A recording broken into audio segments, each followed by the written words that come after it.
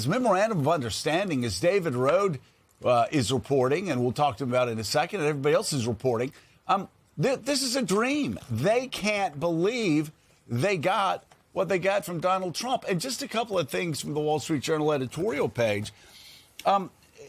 Iran will demand even more, the Wall Street Journal editorial page says this morning. And if Mr. Trump is as desperate to end the conflict as he has sounded lately, he's going to give it. He sounds desperate. He sounds like he's going to do anything to end this conflict. The people of Israel feel betrayed this morning. Republicans are horrified. Some will say it out loud. Some will not. And you could just go down the list of all the things he said we were going to do at the beginning of this war, and it just hasn't been done. And this MOU takes us in the opposite direction, showering them with maybe $500 billion of money up front.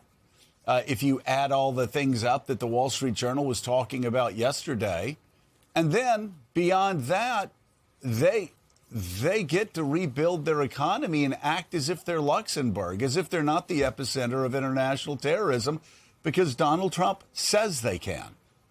Yeah, that Wall Street Journal catalogs that op-ed catalogs president by president from Jimmy Carter forward all the attempts by both Democrats and Republicans over the years to find the moderates in Iran and finally say, we're going to be the administration that engages with Iran. They're going to act like a normal country, which is the term now that Vice President J.D. Vance is using. He says, if Iran acts like a normal country, this will be a good deal for everyone. Well, history tells us that the mullahs have no interest in Iran being a normal country. They have an agenda that they're pushing around the world. So, David Rode, I mean, you look at the particulars of all this. Sanctions lifted. Oil flowing out of Iran already. Some of those ships are already moving. They can get those tens of billions of dollars back. The $300 billion investment fund. We had the president of the United States, we'll dig into this a little bit later, saying, well, I've got to let them keep some missiles. It's not fair. Saudi Arabia and other Gulf states have missiles. We got to keep the playing field even, which whether you're Republican or Democrat, made people's heads explode. But he called in the early days of this war for unconditional surrender of Iran. He called for regime change. He said they could not have a nuclear weapon. Is any of that achieved in this memorandum of understanding? No, not in any way, shape, or form. It's essentially an agreement to reopen the Strait of Hormuz on Iran's terms. Iran will be able, there's some language in there that they basically can't charge this toll that they've talked about for so long. This gives them immense power. Trump said if they don't, go along with the negotiations the way we want, we're going to start bombing them again. What will they do if we start bombing them? Close the Strait of Hormuz. And the bombing didn't work, and we'll talk about this more. I'll keep it short, but I would like to speak this morning at some point. President Trump is the person most responsible for this strategic defeat and failure, but I would argue the person second most responsible, who's in the most dangerous position politically, is Defense Secretary Pete Hegseth. He repeatedly lied to the American public in his press conferences about the progress of the war, and he also refused to give basic information to members of Congress. There's a lot of ill will among senators and House members towards Pete Hegseth. And I have our notes. Jonathan and I covered this, the press conferences every day, and it's just astonishing. The U.S. was raining death, fire, and fury onto the Iranians. This is not endless. This is not mission creep, mocking former presidents and administrations. The aftermath of this is going to be in our interest, and most importantly, he said Iran is exercising sheer desperation in the Strait of Hormuz. Did he warn the president about the Strait of Hormuz before this war? Was he honest with the American public? And to the 50,000 Americans who risked their lives and the 13 soldiers who died, his performance is just something that has to be looked at. And interesting, Joe, we haven't seen the defense secretary in public much since those podium-banging news briefings that he would give every week where he'd lecture the media about how to cover the war, what was actually happening. And from all the reporting that he would show the President of the United States an iPad with things blowing up to show that they were doing well. It turns out this is a much, much more complicated problem than can be solved by blowing things up. Well, showing him an iPad with things blowing up, putting out memes from Hollywood movies or cartoons, and that was supposed to substitute as basically communications coming out of the Pentagon or out of the White House about how this war, all of it ended up being a lie. I mean, we have looked back at the lies told by the Pentagon during the Vietnam War with William Westmoreland, and of course that came over years. But the damage that over the past several months that has put us where we are this morning, where Iran is going to be a behemoth in the region. With this money, with this MOU, if we do follow through on this MOU, Iran will be more powerful than they've ever been.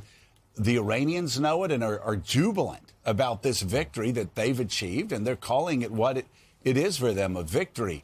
The Saudis yesterday, who were compared to Iran, I'm sure they love that, where Donald Trump says, well, of course Iran needs to have ballistic missiles.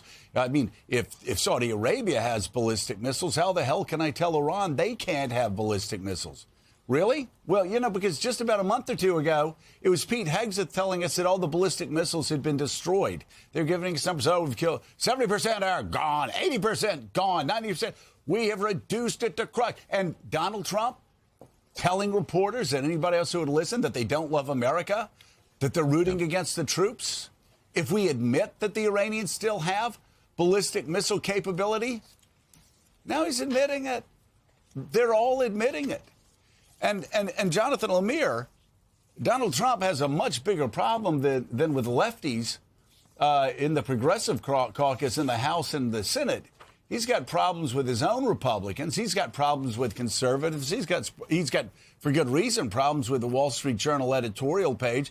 And he's got problems inside his own administration from people who rightly see this as a betrayal. And those who see this as a betrayal have actually read history. And they understand what the Wall Street Journal is trying to say. And I've got to say, I don't know who taught J.D. Vance at some of the nation's best institutions, right? But they need to get their diplomas back, because we learned from Maggie Haberman and Jonathan Swan that he was pushing for the Insurrection Act before a lawyer inside the White House had to tell the Yale Law School graduate, no, we can't do that. And he's like, oh, okay. And now he's going around talking about Iran like it's a normal country. Well, as if they're Luxembourg. And as the Wall Street Journal editorial pages said again, as Willie said, they take us through every president since 1979 that has tried to find the moderates. We've always joked throughout the war about trying to find the moderates in Iran and how there are not those moderates in Iran who get to power, or else they get killed. And so J.D. Vance keeps talking about the moderates in Iran, and the Wall Street Journal rightly says every president that has given Iran a good deal, thinking that they were going to get the moderates to move forward in Iran, what's happened? Well, what's happened is Iran has used the money to invest in terrorism, to invest in spreading global terrorism across the region and across the world. And it's happened for 47 years. And now that they see a weak president who is scared to continue this fight, in their eyes, they understand they can get whatever they want. The latest example of this administration not knowing its history, even a small one. President Trump signed the Memorandum of Understanding last night at Versailles. I don't know. Treaties signed at Versailles have not tended to work out well, over the last 100 years or so. And you're right. There's no one who actually likes this deal.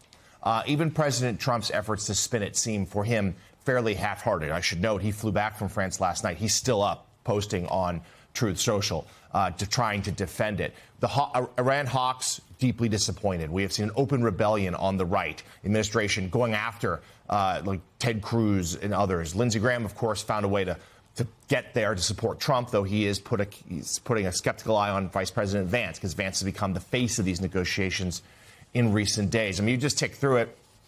None of the war goals were accomplished. Iran comes out of this stronger than before. The hardliners are empowered. They have more control of the Strait of Hormuz. They're about to get a windfall in order to rebuild their country. And there's certainly no sense that they will stop supporting their proxies in the region who terrorize others. Israel has been checked, it appears, in its ability to respond, which is another real part of this, Joe. And this is, President Trump, shows desperation. that he is now the latest president that Iran has humbled, but he understands that this war was careening off the tracks, the American economy about to go with it, and he decided to take whatever deal he could, even a bad one, to bring it to a close.